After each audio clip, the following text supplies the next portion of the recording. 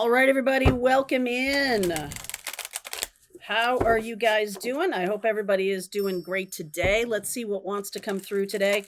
I'm starting to do the mid-month readings for April. There's so much going on. I thought it was really important to give you an update to the April readings. So let's see where we go with the collective message today. What's going on today? Just a beautiful day here. 2 in a row. Wow. That never happens in April. 2 in a row. Holy cow. All right. I still have my Ugg boots on. Anyway, 23 underneath. This is I don't know why I said 23. Because it's a 23 card. See through the perfectly purple lens of your galactic destiny. Ask wonderfully, receive graciously. Ancestor. Interesting. And allow your work to become your art. Okay, so ancestor message this morning.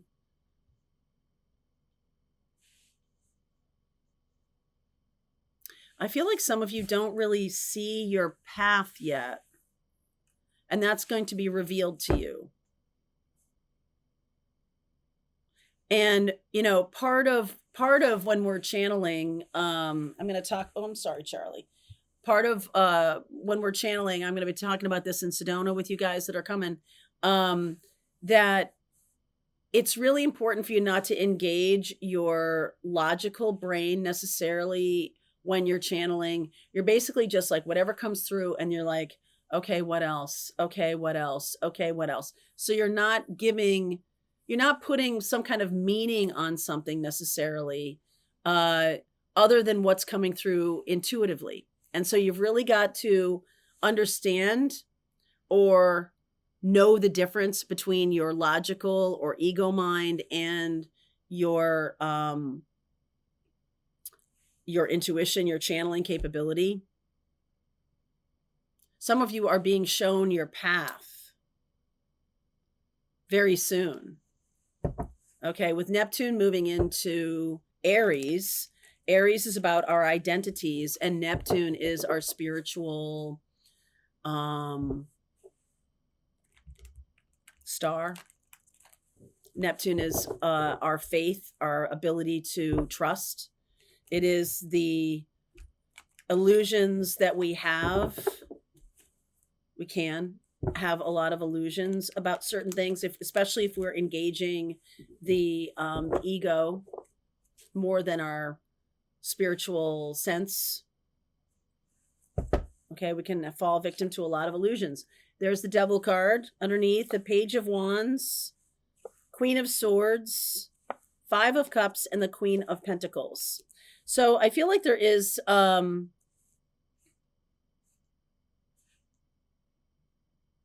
there's an ending of a situation. Been going on for a long time. And this may be, I see Capricorn here. So we had Pluto transiting in Capricorn for a long time, since 2008. And it's moved into Aquarius now. But there was some misunderstanding, or there was some lack of clarity because someone tried to keep you in a box. This is who you are. Maybe you allowed someone else to tell you who you are, or someone else to have control over that identity. I feel like that's over now. And the thing is that sometimes people get used to a prison. They get used to being in this situation. And when that person goes away, or that's ended, it can be, for some of you, it's a tremendously freeing experience. For others of you, it's a very disconcerting experience. Because I've always identified myself as this. So let's say you have like an overbearing mother. And that's formed a lot of your identity. And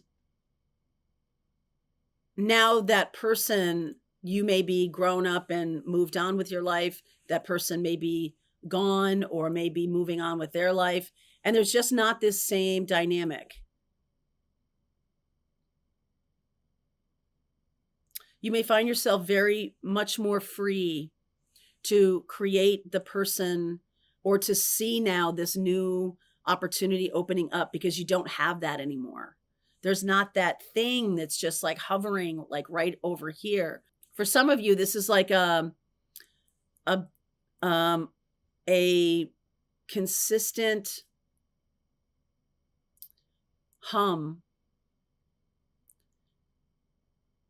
And even though it was not a good thing necessarily, I think it taught you a lot of lessons.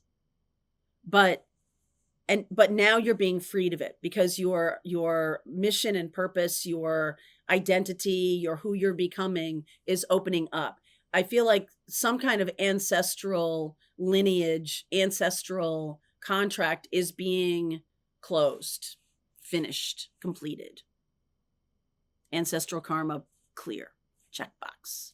Because of all that Piscean energy now moving into Aries. The ancestral contract ancestral karma has been cleared. 6 of Cups, you're showing up as the 6 of Cups. 10 of Pentacles. Yep, 3 of Swords. This is a family wound, definitely. Some of you have been really constricted in your ability to make money, your ability to be who you are because of the expectations of your family. 2 of Cups. Something new coming in. 3 of Wands. 9 of Swords. And the 4 of Cups. I feel like you've been waiting for this for a long time. But there is still this identity bit about removing the identity of who you thought you were. And there was some benefit to it. There was, it was like you benefited, even if it's a little perverse, even if I benefited by having this overbearing mother because at least I felt someone was looking out for me, or however you looked at it.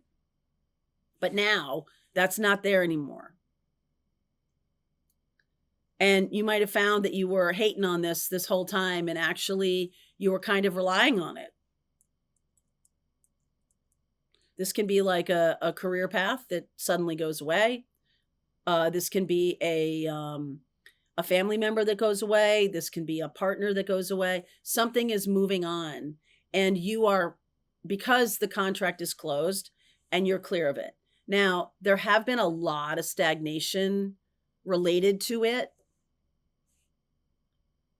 But now it's like everything's open wide up. So, okay, so who do you want to be now? And it's like, what? What are you talking about? I'm not. So I went, I think I said this before to you guys, that I went through them K through 12 with the same kids. Like 95% of us went all K through 12 together. And when I went to college, it was such a jarring experience to not have my identity follow me. Who I had crafted over the course of that, those 13 years, who I had crafted, who I had become to these people, did not follow me.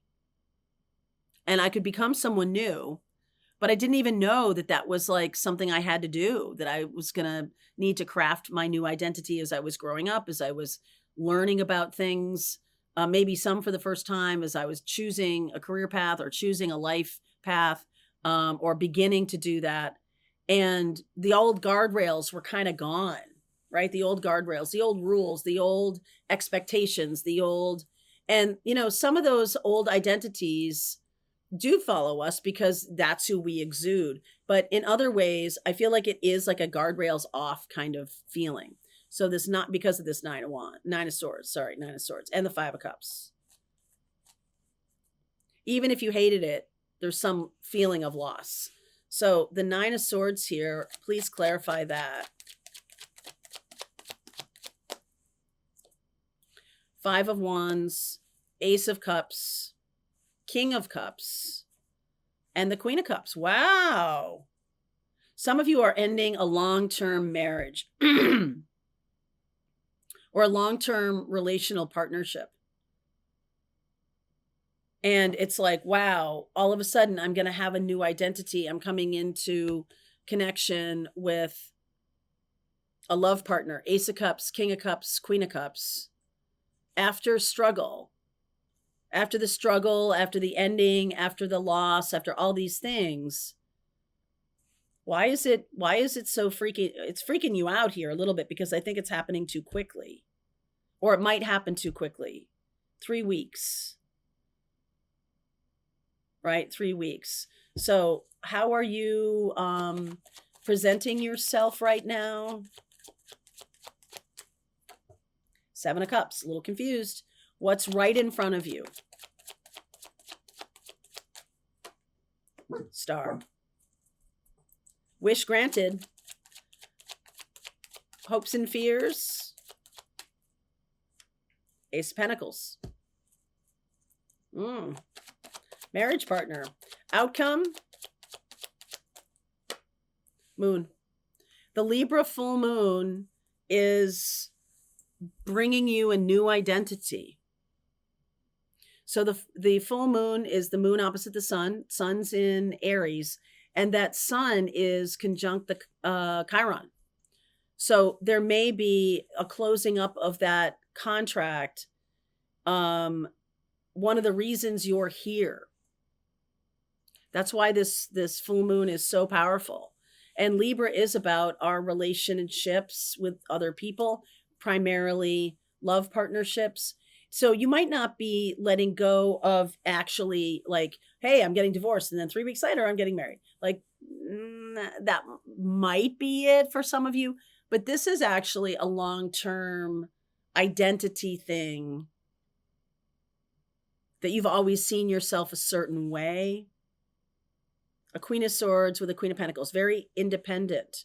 After getting out of a toxic situation, and now you're very free and independent, and all of a sudden it's going to be like, oh wow, I'm going to be coming into a very, very powerful love connection here because I've asked for it. Wish granted, the Star card. I've done my healing work. I've had this broken heart. I've done the work around that. That's an opportunity. The healed heart is an opportunity. And now this moon is really, there's what is going to be happening on this Libra full moon. I did a full reading about the Libra full moon a little while ago. We'll link it below. High Priestess. 8 of Swords. Wheel of Fortune. 8 of Wands. So there was something comforting about your old identity. Even if you were like, no, I want to manifest the love of my life. And like, whoa, love of my life's here. Okay. There might be some secrets or some things, some mindsets that you need to shift in order to kind of get in alignment with this moving forward. So it may start out as a little bit of a struggle. Okay. But it's still the person, right? The universe is saying, hey, this is the person. And the struggle is because like, wow, I've cleared out all that ancestral karma. Wow, I've come to a close with that contract. I'm stepping totally into a new life. I don't even know who I am. That's what this 7 of Cups is. Like, I'm not even sure who I am anymore. You're right. It's time to forge something new. Okay, so let's continue on with this reading. If this is your reading, link is below. I'll keep going. See what we don't see coming. See you over there. All right, I hope you enjoyed that video. If it was helpful to you, please consider liking this video and sharing it with anybody who might have a need for similar kind of information. And if you like this video, check out these videos.